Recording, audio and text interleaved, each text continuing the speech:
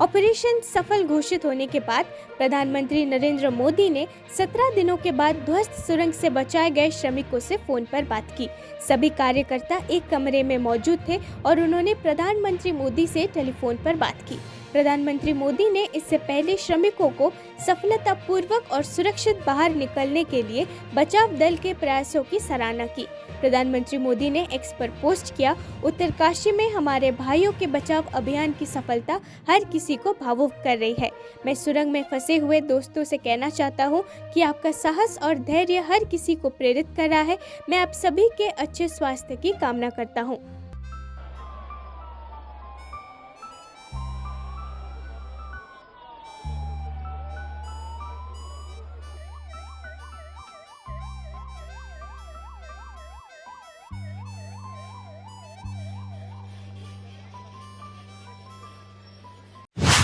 भाजपा ने सोमवार को कहा कि कर्नाटक की कांग्रेस सरकार राज्य में विधानसभा चुनावों को ध्यान में रखते हुए तेलंगाना मीडिया में विज्ञापन दे रही है और चुनाव आयोग से पार्टी के खिलाफ कार्रवाई करने का आग्रह किया।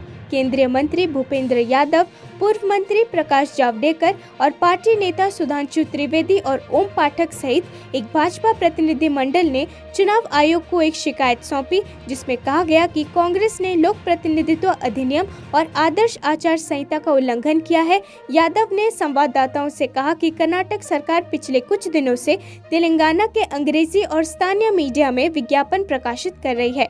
चुनाव नियमों और विनियमों का हवाला देते हुए उन्होंने कहा कि ये एक भ्रष्ट आचरण है जिसका उद्देश्य चुनावों को प्रभावित करना है।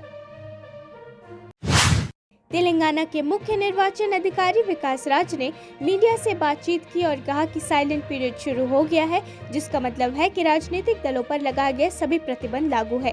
विकास राज ने कहा, साइलेंट पीरियड शुरू हो गया है और इसका मतलब ये है कि राजनीतिक दलों पर लगाए गए सभी प्रतिबंध लागू है। स्वतंत्र और निष्पक्ष चुनाव कराने के लिए पूरी तैयारी कर ली गई है और सभी टीमें पूरी पारदर्शिता के साथ काम कर रही है। साइलेंट पीरियड स्टार्ट हो गया। 30 तारीख को आपको मालूम है कि इलेक्शंस है, तो उसके लिए साइलेंट पीरियड में जो रेस्ट्रिक्शंस हैं वो सब सभी पॉलिटिकल पार्टीज़ और कैंडिडेट्स उसका पालन करें, ये उनसे दरख्वास्त है। खासकर किसी भी तरीके का electioneering, display of material, advertisements in TV channels और सोशल मीडिया परमिटेड नहीं है। पेपर में भी एडवर्टीजमेंट डालना है तो एमसीएमसी द्वारा अप्रूव कराने के बाद ही किया जा सकता है। कैंडिडेट्स से एक और अनुरोध है कि आज रात और कल रात हमारे एसएसटीज और सारे जो चेक पोस्ट हैं वो काम करते रहेंगे और उनको सेंट्रल कंट्रोल रूम से हम लोग मॉनिटर भी करेंगे।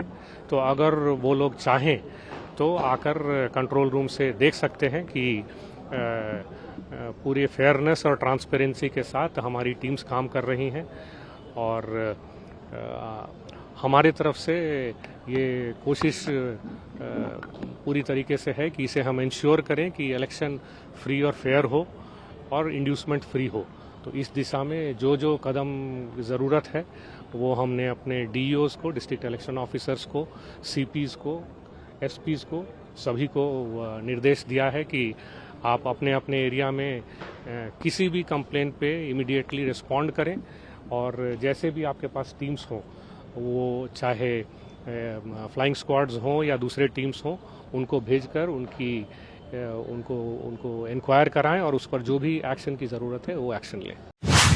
स्पीकर बिमान बनर्जी के खिलाफ आपत्तिजनक टिप्पणी करने और सदन में हंगामा करने के आरोप के बाद वरिष्ठ भाजपा नेता और नेता प्रतिपक्ष शुवेंदु अधिकारी को मंगलवार पश्चिम बंगाल विधानसभा के पूरे शीतकालीन सत्र के लिए निलंबित कर दिया गया है। सदन के अंदर स्पीकर के साथ दुर्व्यवहार करने पर उप मुख्य सचेतक तापस रॉय ने उनके निलंबन का प्रस्ताव रखा था। अधिकारी को विधानसभा से निलंबित किए जाने के बाद पश्चिम बंगाल के संसदीय मंत्री सोवनदेव चट्टोपाध्याय ने कहा, मैंने ऐसा कभी नहीं देखा। ये शर्म की बात है कि एक नेता प्रतिपक्ष स्पीकर के साथ इस तरह बात करते हैं। कांग्रेस नेता राहुल गांधी ने मंगलवार को कहा कि उनका लक्ष्य देश में नफरत खत्म करना है और इसके लिए केंद्र में प्रधानमंत्री नरेंद्र मोदी को हराना जरूरी है। नामपल्ली में एक चुनाव रैली को संबोधित करते हुए उन्होंने आरोप लगाया कि आरएसएस, मोदी और कट्टरपंथियों ने पूरे देश में नफरत फैलाई है। उन्होंने कहा, कांग्रेस ने अपनी भारत जोड़ो यात्रा के दौरान नफरत के बाजार में मोहब्बत की दुकान खोलने का नारा दिया। उन्होंने कहा कि जब वो मोदी से लड़ते हैं तो उनके खिलाफ विभिन्न राज्यों और अदालतों में 24 मामले दर्ज किए गए हैं और उन्हें समय समय पर बुलाया जाता है। जैसा कि केंद्र ने मंगलवार को कहा कि वो दिल्ली के मुख्य सचिव का कार्यकाल बढ़ाना चाहता है, जो 30 नवंबर को सेवानिवृत्त होने वाले हैं। सुप्रीम कोर्ट ने जानना चाहा कि वो किस शक्ति के तहत ऐसा कर सकते हैं और चुटकी ली कि क्या वो केवल एक ही व्यक्ति के साथ अटके हुए हैं और इस पद के लिए कोई अन्य आईएएस अधिकारी नहीं था। शीर्ष अदालत ने केंद्र सरकार से बुधवार को उसे ये बताने को कहा कि वो किस आधार पर मुख्य सचिव नरेश कुमार का कार्यकाल 6 महीने के लिए बढ़ाना चाहती है। दिल्ली सरकार की याचिका पर सुनवाई के दौरान मुख्य न्यायाधीश DY चंद्रचूड़ की अध्यक्षता वाली पीठ ने सुझाव दिया कि श्री कुमार को सेवानिवृत्ति की अनुमति दी जानी चाहिए और नई नियुक्ति की जानी चाहिए। BRS MLC के कविता ने तेलंगाना के निजामाबाद में एक रोड शो किया। आगामी चुनावों पर उन्होंने कहा, हम एक सदी का लक्ष्य लेकर चल रहे हैं। उम्मीद है कि हम शतक बनाएंगे। हम जहां भी जाते हैं जनता की प्रतिक्रिया अच्छी होती है। हमें लगता है कि हम अच्छे बहुमत के साथ सत्ता में वापस आएंगे। उन्होंने आगे कहा, हम हमेशा ऑटो चालकों और सफाई कर्मचारियों से मिलते रहते हैं। राहुल गांधी के लिए ये नया है, इसलिए उन्हें मिलना होगा। वो एक शाही राजकुमार है और हम आम लोग हैं। कांग्रेस अभी ये सीख रही है, उन्हें ऐसा करने दीजिए। हम तो सेंचुरी का एम कर रहे हैं, तो होपफुली सेंचुरी आएगा। काफी अच्छा रिस्पांस है जहाँ भी जाएंगे लोगों से, तो हमें लग रहा है कि बहुत अच्छे मेजोरिटी से हम गवर्नमेंट में आएंगे वापस। नहीं, बिल्कुल नहीं पड़ेगी, क्योंकि कांग्रेस को लोग विश्वास नहीं करते, इसीलिए उनको गारंटी देना पड़ रहा है। अदरवाइज उनको गारंटी देने का कोई जरूरत ही नहीं है। आज राहुल गांधी ऑटो चलाने वालों से मिले, सैनिटरी वर्कर से मिले, उनको कहा कि हम सरकार में आएंगे तो आपको परमानेंट करेंगे। देखिए, हम तो हमेशा हमारे ऑटो वालों से मिलते हैं, हमेशा हमारे सफाई कर्मचारी से मिलते हैं। राहुल जी तो नया मिल रहे हैं ना, तो उनको मिलना पड़ेगा। वो रॉयल प्रिंस है, हम तो आम आदमी है, सबके साथ रहने वाले हैं, तो हम तो हमेशा हमारे सफाई लोगों के साथ हैं। उत्तरकाशी सुरंग बचाव अभियान की एक बड़ी जीत में एनडीआरएफ ने सिलक्यारा सुरंग में फंसे सभी श्रमिकों को बचा लिया। सुरंग ढहने के 17वां दिन श्रमिकों को बचाने के लिए एनडीआरएफ के जवान सिलक्यारा सुरंग में घुसे। बचाव दल ने श्रमिकों को निकालने के लिए 45 मीटर पाइप ड्रिलिंग पूरी करके सुरंग में प्रवेश किया। बचाए गए श्रमिकों को 30 एम्बुलेंस में आगे के इलाज के लिए अस्पतालों में स्थानांतरित कर दिया गया, जो घटनास्थल पर स्टैंड बाय पर थी। परिवहन के दौरान मरीजों को उन्नत चिकित्सा सहायता प्रदान करने के लिए एम्बुलेंस पूरी तरह से सुसज्जित थी। आपको बता दें कि 12 नवंबर को सिलक्यारा से बरकोट तक सुरंग में सिलक्यारा की तरफ 60 मीटर हिस्से में मलबा गिरने से ये सुरंग ढह गई थी। सभी लोग बाहर आ गए। सभी लोग बाहर आ गए। सभी सुरक्षित हैं। सभी सुरक्षित हैं। ठीक है। तबीयत ठीक है। डॉक्टर द्वारा चेकअप किया गया है और उनको एम्बुलेंस में रख करके भेजा गया है। क्या कर रहे हैं आप उनके साथ?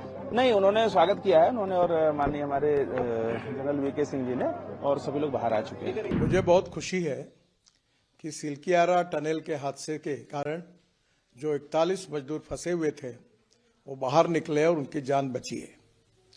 सभी एजेंसियों ने, विशेष रूप से PMO के मार्गदर्शन में, भारत सरकार की सब एजेंसीज, उत्तराखंड सरकार और वहां की स्थानिक जनता और सब लोगों ने रात दिन मेहनत की, परिश्रम की। ब्रिटेन में भारतीय उच्चायुक्त विक्रम दोरेस्वामी ने फंसे हुए श्रमिकों को निकालने के लिए सिलक्यारा सुरंग बचाव अभियान की सराहना की। एएनआई से बात करते हुए विक्रम दोरेस्वामी ने कहा कि ये वास्तव में एक लाल अक्षर वाला दिन था। उन्होंने कहा, मुझे लगता है कि ये एक शानदार खबर है। हमें बस ये नहीं देखना कि न केवल फंसे हुए लोगों बल्कि उनके परिवारों के आघात को पहचानना हर किसी के लिए बड़ी राहत है, लेकिन ये हमारे सिस्टम द्वारा विकसित किए गए कौशल और क्षमताओं और निश्चित रूप से अंतर्राष्ट्रीय विशेषज्ञता का भी बहुत बड़ा श्रेय है, जो इस समर्थन में आई कि हर एक व्यक्ति को बचाया गया है। ये वास्तव में एक यादगार दिन है। बचाव में शामिल सभी लोगों को बहुत बहुत बधाई। I think it's a fantastic piece of news. Huge credit to the skill and capabilities that our system has developed. It is really a red letter day. This is really a great day, and it's a great tribute to the perseverance of the rescue workers who put in unremitting effort to ensure that every one of these men were rescued safely. One of the most heroic acts of rescue ever in India. The 41 workers were like trapped in that tunnel for more than 17 days, drilling days. They have been rescued. All of them have come out here today. So your message for the rescuers, the Kantara chapter 1 का first look release हो गया है, जिसमें एक बार फिर ऋषभ शेट्टी लोगों का होश उड़ा रहे हैं। इसको लेकर हाल ही में ऋषभ शेट्टी ने बात भी की है। उन्होंने बताया कि फिल्म बनाने में इतना समय क्यों लगा। इसके साथ ही उन्होंने फिल्म से मिली कामयाबी पर भी बात की है। कांतारा पूरे देश में लेके आके मुझे इंट्रोड्यूस किया। दो चीजें नहीं है मेरा मतलब एक्साइटमेंट एंड एक्सपेक्टेशन, सिर्फ काम करना है। 24 आवर्स तो कम हो रहा है, मतलब उतना काम है। ये पहला फिल्म है बाहर ऑडियंस के लिए, तो उससे पहले मैं बहुत साल से कन्नड़ा इंडस्ट्री में काम कर रहा था और कन्नड़ा फिल्म भी कर रहा था। बाहर तो it's definitely one film wonder. लेकिन जो एक फिल्म है, मेरा फेस भी पता नहीं था लोगों को, लेकिन ये कांतारा पूरे देश में लेके आके मुझे इंट्रोड्यूस किया और इतने सारे प्यार और रेस्पेक्ट विशेस कर रहे हैं लोग। Thanks to Kantara and the audience. Kantara में भी आप कुछ एक्सपेक्ट नहीं किए थे ना, मतलब सिर्फ सिनेमा आने के बाद तो लोग देख के इतने एक सिचुएशन आ गया, तो इतना रीच हो गया। सो आई थिंक एक्सपेक्टेशन के बारे में वो दो चीजें नहीं है मेरा मतलब एक्साइटमेंट एंड एक्सपेक्टेशन, सिर्फ काम करना है। तो इट इज ह्यूज रिस्पॉन्सिबिलिटी। वो पूरे के पूरा में काम